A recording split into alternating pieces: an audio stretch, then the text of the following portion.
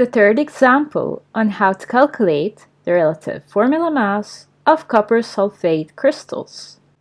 We're given the relative atomic masses of the elements we have here. Hydrogen equals to 1, oxygen equals to 16, sulfur equals to 32, and copper equals to 64. So we're going to use these numbers to calculate the relative formula mass.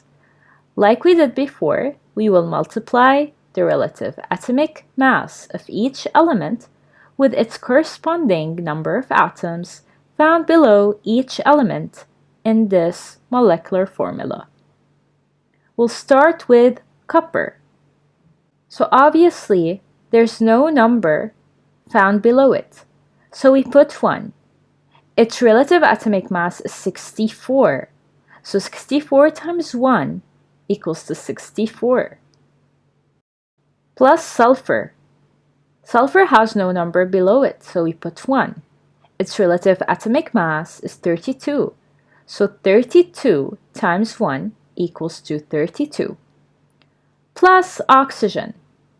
We have 4 oxygen atoms, so 16 times 4. Plus notice the 5 here. It is for the H2O, so we put 5 outside, as you can see here, and open a big bracket, and then a small bracket. We'll start with hydrogen, which has an atomic mass equals to 1, and has 2 atoms, so 2 times 1. Then we close the small bracket. Plus oxygen, which has a relative atomic mass of 16. So we put plus 16 and close the big bracket. We add up the numbers to obtain 250.